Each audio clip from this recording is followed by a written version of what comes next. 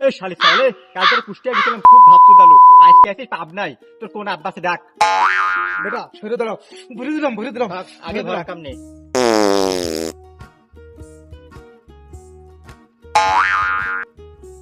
আপনার অ্যাকাউন্টে যথেষ্ট পরিমাণ ব্যালেন্স নেই।